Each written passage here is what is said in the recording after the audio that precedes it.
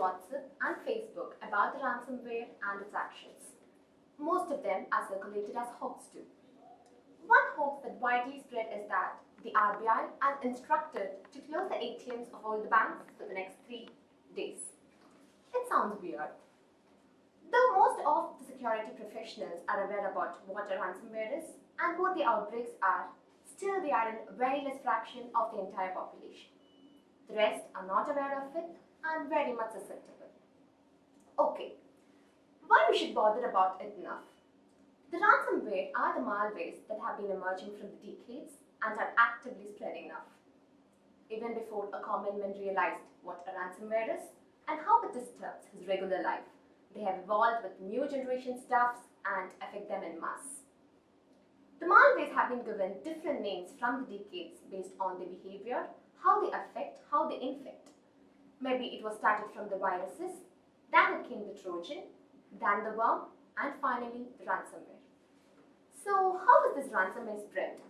It is basically from the phishing mails, the spam mails, or the attachments that are sent through the mails, or even if you download an attachment or a file from the browser or the server.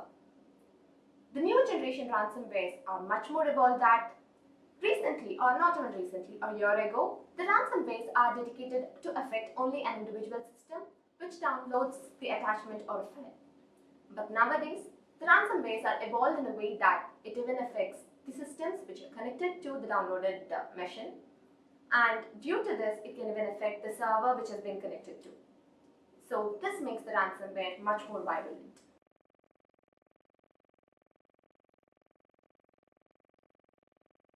Recently, on media and social media like WhatsApp, Twitter, and Facebook, we are hearing the two common words, WannaCry and ransomware. So, could you please explain what is it all about? Okay, before we talk about WannaCry, we all should know about what is a ransomware. Ransomware is a computer program. Once it runs on a machine or a computer system, what it does is it basically locks the system or it locks the data, so that the system or the data becomes unusable. If you want to unlock the data, if you want to unlock the system, we have to make some we have to transact some money to the attackers. So that's what we call as a ransom. So a ransomware is nothing but a ransom software. So ransomware. In this case, WannaCry is a ransomware. Sir, is ransomware something new? Ransomware is not new. Ransomware are kind of malicious programs that we are seeing, for more than 10 years. So ransomware is not new. But then, sir, if it's not new, then why is it such a huge news everywhere? Yeah, for that we should know more about ransomware, how ransomware works, how ransomware behaves. So when a ransomware infects a system, what it does is, as I told you before, it either locks the system or the data so that it becomes unusable for the user.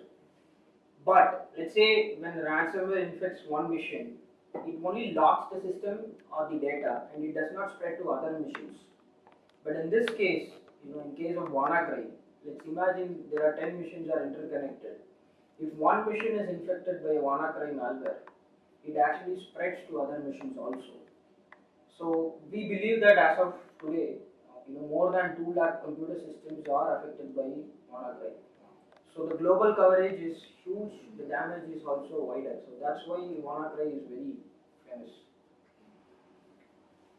So there is an information floating that the NSA is involved in it. So what do you have to say about it? Okay, see, in cybersecurity, it is very difficult to attribute a particular nation or a particular group that they are the source of this particular attack.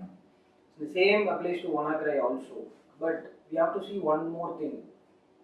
That is, a couple of months back there was a group called Shadow Brokers.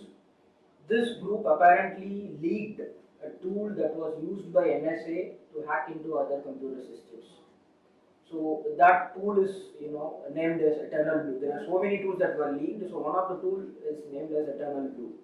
Apparently this WannaCry uses the same tool to spread to other machines. So I said like WannaCry spreads from one machine to other machine. So it is using a tool that was leaked in the NSA leak, and that is the relation between WannaCry and NSA.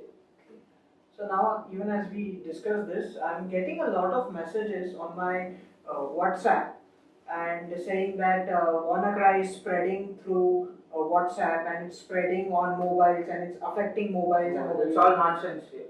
Even I'm getting a lot of messages in the last 2 days that do not go and visit the shopping website, do not go to banks or ATMs for the next 2 days, and do not open certain images in WhatsApp. So these are all not true. As of now, WannaCry infects only Windows computer systems. So it is not affecting mobile phones or Android systems, or it is not spreading through WhatsApp. so, sir, should a common man be concerned with this new threat that you talk about? Like, why should he care? Yes. So as I said, WannaCry infects Windows machines. So if a common man is using a Windows machine that's pretty old in terms of the Windows is not updated for quite a long time, or the security patches are not installed, or if it is not running an antivirus updated, certainly yes, he or she is affected by this.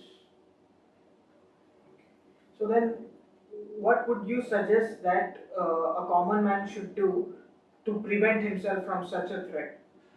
Yeah, there are 3 simple steps that we should always follow.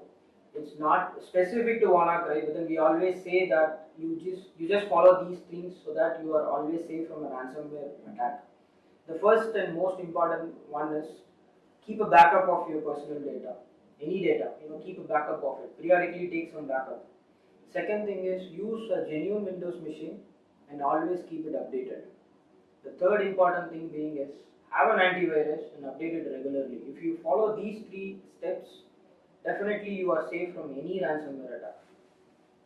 Okay, thank you, sir. Let us discuss more detail on it shortly.